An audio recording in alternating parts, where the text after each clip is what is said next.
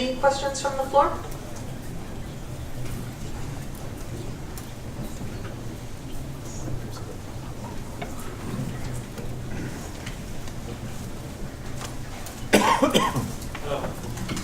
One of the questions would be, take a quite detailed look at the farm economics and which scenarios would work well in diversification. Do you have an estimation on what it would cost to change the situation? How much time that would take?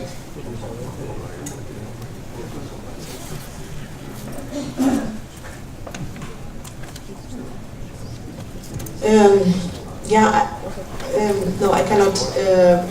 As I told you, I was not involved in really doing this study, so I really cannot answer this question. But I think,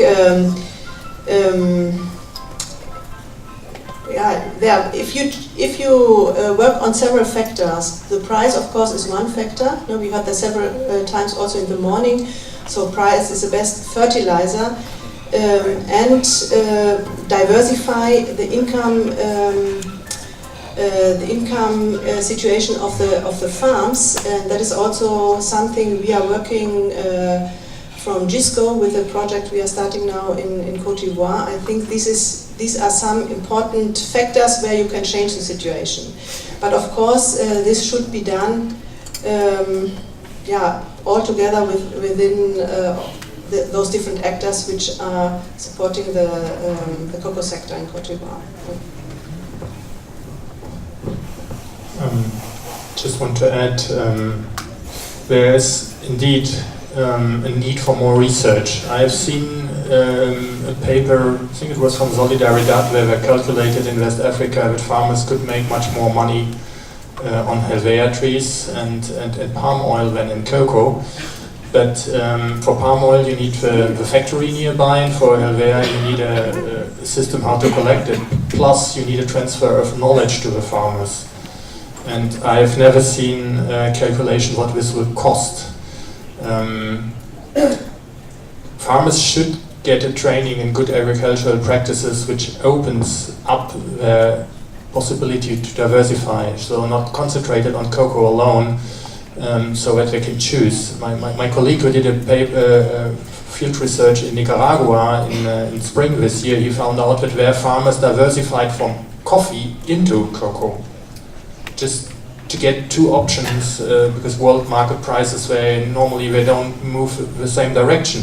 So in years when the coffee price was low, they often didn't harvest in the agroforest system. They didn't harvest the cocoa at all. They had a choice. They invested their labor into something else where they earned money with. Much more has to be done, and much has to do with improvement of extension services plus improvement of markets. You can't tell farmers diversify into something else and there is no market for it. There's a question over here. Hello. My question was about data, and so that you've shown some data, and there is definitely a need for more accurate data in different areas. And I was interested in whether there was a proposition for the industry to share the data that it's collecting, so that you don't have to keep on repeating yourself. Because the feedback I'm getting from farmers I work with is they've really had enough of being asked the question, and now what's the answer? And so that sense that we're not sharing data is actually stopping us being able to make a difference. This is a very good question, and I'm stressing this point since years in every meeting I have with the cocoa industry. And also, explained already, I'm a board member of the German Initiative of Sustainable Cocoa, and we are working there to exchange these things. I know that many things are around. I know, for example, a researcher who did it with a whole team. They tried to find out in Ghana how can farmers diversify, which suits into their calendar of labor. You know, you shouldn't have a second crop which you have to put into most labor at the same time as cocoa. They looked into markets. This paper was finished, it was never published, and since 1993 it's gone. I could make a list of these papers I've heard about in different countries. So exchanging data for a long time was a major problem. I hope that cocoa action is now going to change some of these things, because they're the biggest companies working together. A few years ago, when we as NGOs went to companies and said you have to do that, they said it's not possible due to competition laws. Now they show that it is possible, and I hope that we will exchange data. Same with a project we are setting up with ICCO in Germany. A big part of it is doing research and the decision to share all these data with all the members, which are more than 60 organizations and all the big companies in Germany. So we need a platform, and we need to make the data available to improve the situation at the farmers and stop collecting data and then hiding them. Any other questions? And then we'll get to your question. Hi, it's Anna Dillon from Tesco Commodities. I was wondering how much of the grafting and the progress in grafting is actually part of these strategies to help improve yields and therefore income for the farmers in various countries.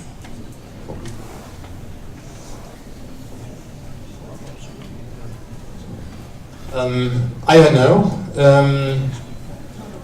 I've seen some slides and some presentations that this is a very fast way to improve the trees. But I've also seen articles from Indonesia with the headline Frankenstein trees, because they grafted a lot of trees and they had very good harvest for 1, 2, 3 years, and then it seems like the whole system broke down. But I don't know. Some people say that is the silver bullet to rejuvenate old farms very fast, but it's not widespread. There are people here in the room who know more about it, I'm sure. I know that in Latin America it's quite common, and it is a very important technique for the improvement data we saw in Latin America. But as Friedel said, there are some people here who know more about it. Maybe Melba, could you say something on that, maybe?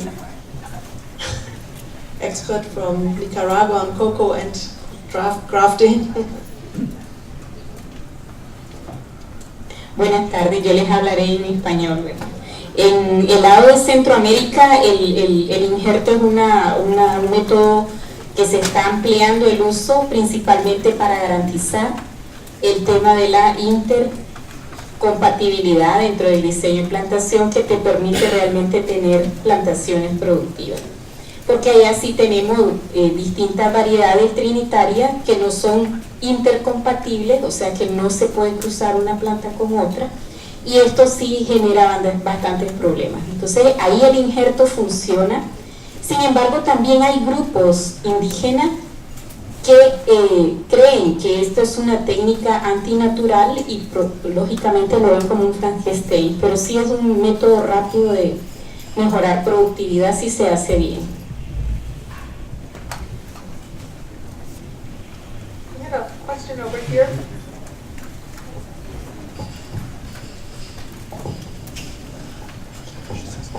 My name is Michaela Kuhl, Commerzbank Frankfurt, Germany. I was surprised to see that in these models the price is an exogenous factor. If, for example, really the farmer would increase, or would nearly in some of the scenarios double their area, then there would be a much higher production, and probably prices would drop given the importance of Côte d'Ivoire for the global market.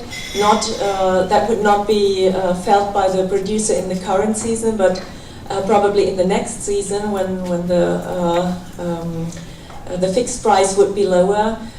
So should that not be implemented in the model, that this is not only an external factor but endogenous factor?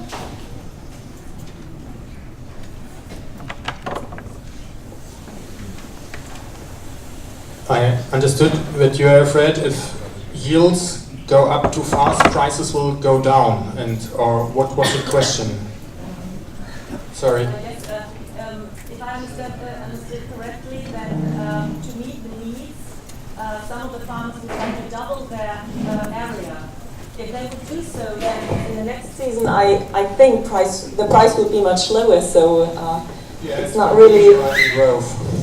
If you study economy, you learn something about the miserizing growth. That means you get poorer and poorer the better you produce, and that's true for some commodities especially. We have seen that the growth rate of consumption is a little bit more than 2%. But if all the projects who want to double or even triple yield are successful, who claim now to work with 10,000, 100,000, 300,000 farmers, I think we would have again a price level like in the year 2000, which was one of the roots of the problems. So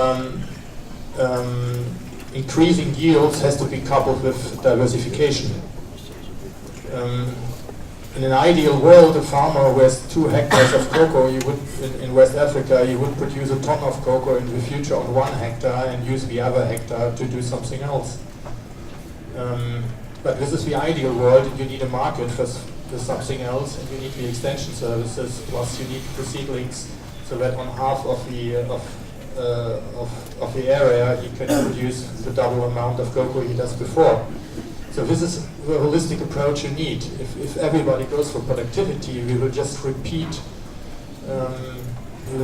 the circle we have with, in economies you talk about, in Germany it's Schweinezyklus, swine cyclus.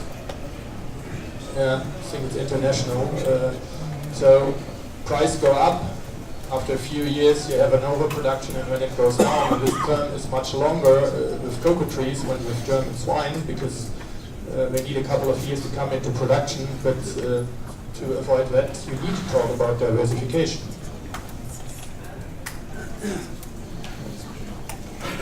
Is there another question?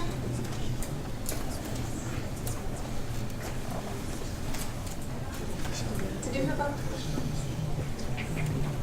I think, we say the obvious, and that with a tree, be it coffee or cocoa, the cyclical patterns are longer.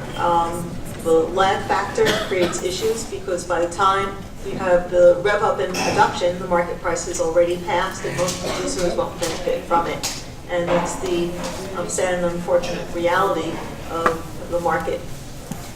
With that, I thank you for participating and for stepping in as you did.